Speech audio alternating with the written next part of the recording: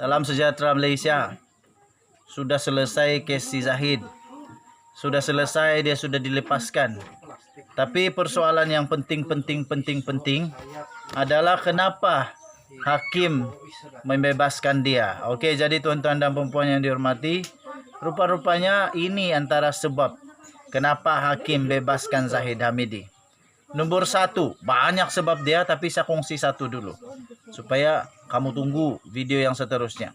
Nombor satu, hakim kata ada kemungkinan uang suapan dikongsi 3 saksi penting, kata hakim. Wow, jadi kalau begitu saksi ini perlu disiasat ini. Kalau betul ada kemungkinan uang suapan dikongsi 3 saksi penting, ini mesti disiasat. Siapa itu saksi itu? Dan diorang mesti diambil tindakan, sebab diorang lah menjadikan si Zahid dalam masalah. Tapi kita baca dulu ya. Terdapat kemungkinan uang suapan yang dikatakan dibayar kepada Presiden UMNO sekarang ini dan pengerusi Barisan Nasional sekarang ini, Datuk Seri Ahmad Zahid Hamidi, telah diagihkan kepada 3 saksi utama pendakwaan yang dilihat melalui gaya hidup mewah mereka. Wah.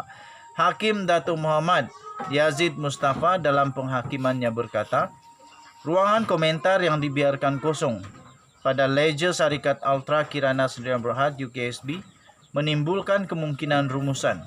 Wang suapan itu telah diagihkan kepada saksi seperti yang dicadangkan oleh peguam bela Presiden UMNO itu.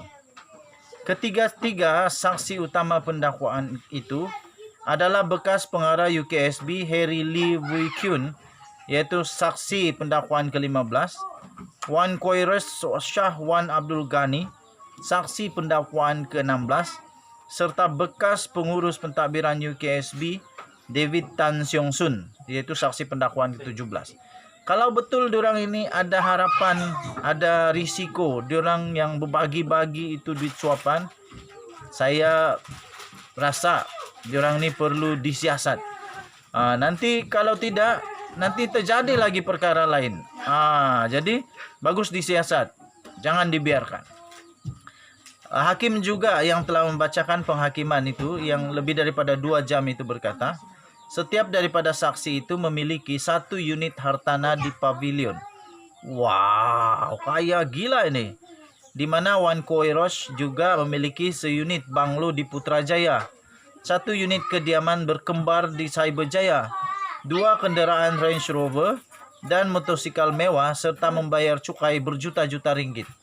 Wah, baru bayar cukai sudah berjuta-juta. Ini yang bikin trigger ini, bikin sanksi.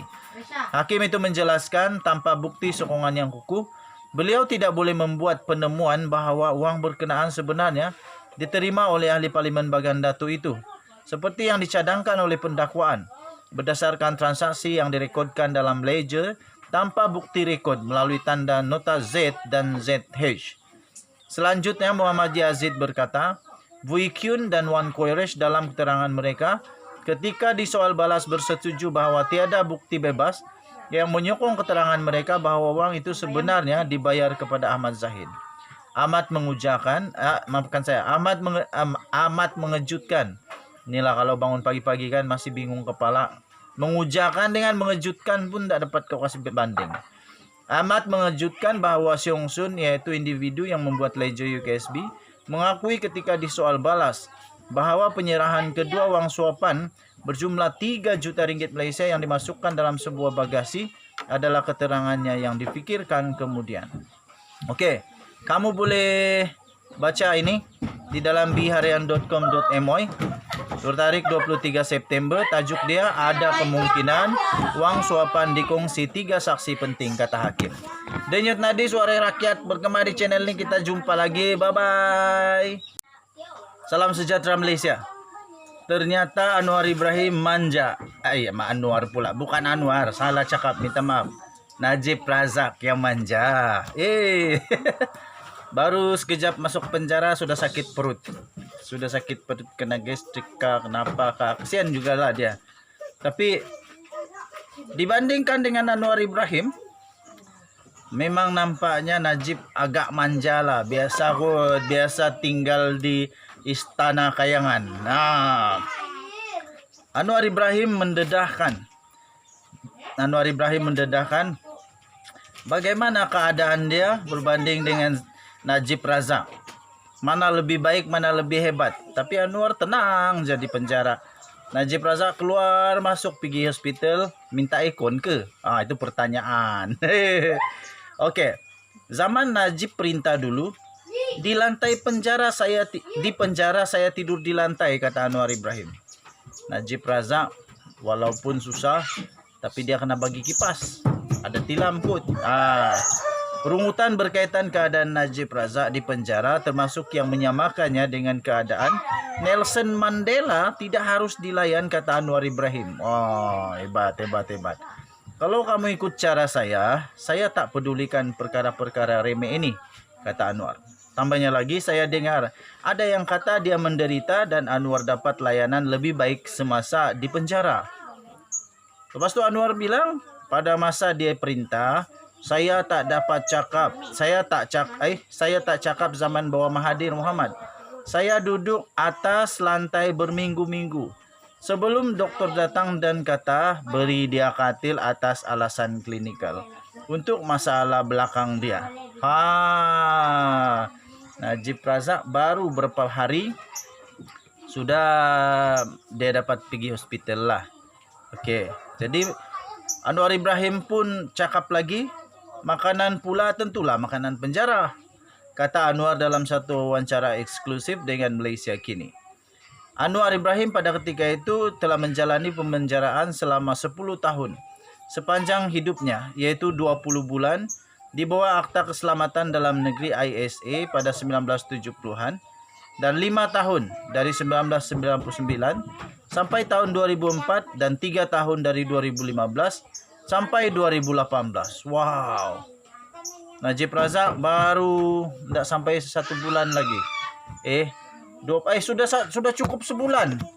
Sudah cukup sebulan. Patut kita raikan dengan kek ini. Nanti saya kasih belanja kek. Kita mesti raikan cukupnya 1 bulan Najib di penjara. Baru 1 bulan. Rasa macam 10 tahun pula kan.